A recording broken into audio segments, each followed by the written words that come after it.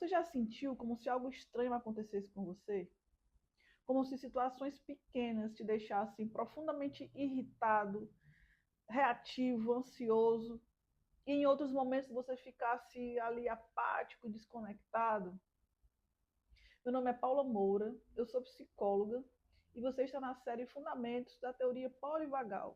E a proposta hoje é aprofundar um conceito fundamental da teoria polivagal, que é o conceito de hierarquia autonômica, que vai nos ajudar a entender como é que o nosso sistema nervoso organiza as respostas a situações traumáticas que modificam profundamente o nosso comportamento e as nossas emoções. Então, o conceito de hierarquia autonômica propõe que o nosso sistema nervoso autônomo funciona em uma hierarquia de 3 níveis, que é o parasimpático ventral, o simpático e o parasimpático dorsal.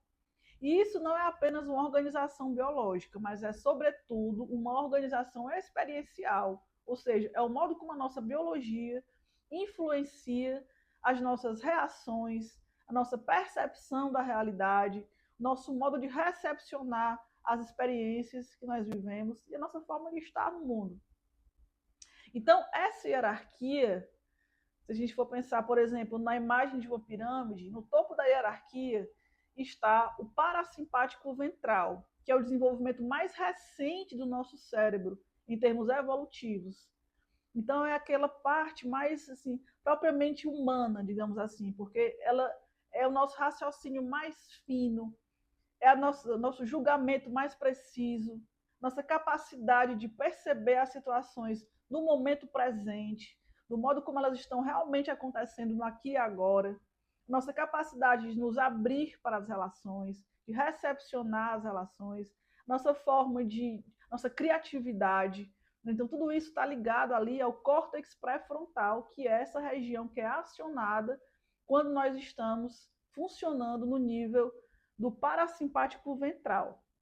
Mas quando existe ali uma ameaça no ambiente, quando o nosso sistema nervoso autônomo identifica uma ameaça no ambiente, automaticamente nós caímos ali em uma posição, digamos assim, e vamos entrar num funcionamento mais simpático-tônico, que é aquele funcionamento mais relacionado à luta e fuga. Então nós ficamos ali mais reativos, mais briguentos, né? Nós ficamos ali com aquela sensação de raiva, aquela vontade de enfrentar, ou então de fugir daquela situação aversiva, daquela situação complicada. Mas quando nós percebemos, né, quando o nosso sistema nervoso percebe que a ameaça ela é inescapável, que nós não temos competência, não temos recursos para escapar daquela situação, o sistema entra no funcionamento parasimpático dorsal, que é mais ligado ali a um rebaixamento da energia. Nós ficamos ali mais colapsados, ficamos ali como se houvesse um desligamento do sistema. Então, essas reações são pré-reflexivas. Quando nós saímos ali do topo da pirâmide, né, quando nós saímos desse funcionamento mais do nosso parasimpático ventral, nós entramos num funcionamento menos reflexivo e mais reflexo, porque não dá tempo de pensar. O nosso sistema ele reage antes do pensamento, antes da consciência, para poder conseguir realmente debelar, conseguir realmente lidar com aquela ameaça, aquilo que o sistema identifica como uma ameaça. Então, esses 3 níveis de resposta, eles são fundamentais para a sobrevivência. E o ideal seria que nós pudéssemos transitar de maneira fluida entre esses níveis. Ou seja, quando houvesse realmente uma ameaça no ambiente, nosso sistema nervoso pudesse acionar ali uma resposta mais simpático-tônica, mais de enfrentamento, mais reativa.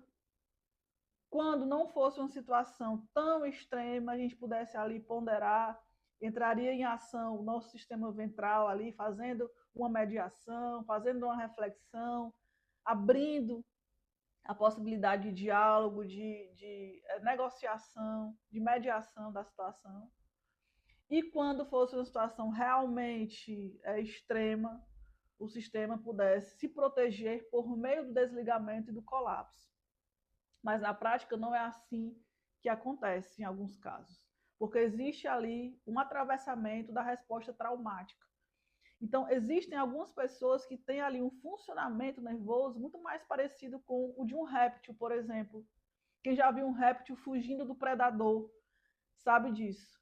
Quando o predador se aproxima, o réptil entra em congelamento, né? Entra ali em ação o dorsal. E quando o predador sai, o réptil corre rapidamente. Entra em ação ali o simpático. E algumas pessoas não têm realmente essa mediação do ventral, justamente porque nunca experimentaram a sensação de segurança. Então, como elas estão sempre ali, numa situação de sobrevivência, elas vão funcionar nos dois extremos, ou na luta e fuga, ou então no congelamento, que a gente observa, por exemplo, em transtornos como o transtorno bipolar, em que a pessoa entra no estado de mania, onde ela fica eufórica, fica ali numa reação muito mais ativada, ou então ela cai para um estado depressivo, onde ela entra em colapso, onde ela entra em desligamento, sem essa mediação no sistema ventral. Então, quando nós saímos do estado de segurança, nós desligamos o nosso parasimpático ventral. E outra coisa muito interessante acontece. Nós caímos em um campo da psique dominado por aquilo que o Carl Jung chamou de complexos ideoafetivos. Ou seja, nós saímos do presente e passamos a responder muito mais orientados por situações semelhantes que aconteceram no passado. E isso também tem uma explicação neurobiológica, porque nesse momento nós diminuímos a ação do nosso córtex occipital, que é o responsável pela visão. Então, metaforicamente, é como se nós fechássemos os olhos para a realidade do presente e entrássemos numa resposta muito mais orientada pelo passado, pelas nossas marcas traumáticas do passado, relacionadas, semelhantes àquelas situações que nós estamos vivenciando no presente. E aqui, pessoal, a gente vai entrar no outro ponto fundamental da teoria polivagal, que é a segurança nos vínculos. Ou seja, quanto mais seguras forem as nossas conexões, menor será a necessidade do nosso sistema nervoso autônomo desligar o nosso ventral. E desse modo, ele pode apoiar os demais estados, os demais níveis da hierarquia. Por exemplo, quando o ventral apoia o dorsal, nós podemos vivenciar os estados de imobilidade sem medo, que são essenciais em ações como amamentação, como digestão, meditação, solitude. Quando o ventral apoia o simpático, nós podemos vivenciar a agressividade saudável, a exploração do mundo, a ação, a imposição de limites. E mesmo que seja ativado ali uma certa dose de cortisol, um certo nível de cortisol, nós não entramos no nível inflamatório que é característico dos estados de medo, por exemplo. Então, o problema não é a ativação e nem o desligamento.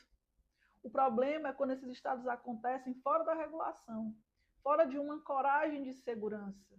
E aqui entra uma frase célebre de Stephen Porges: segurança é o tratamento. Então, aprender a religar os estados de segurança é fundamental para um trabalho terapêutico nessa perspectiva.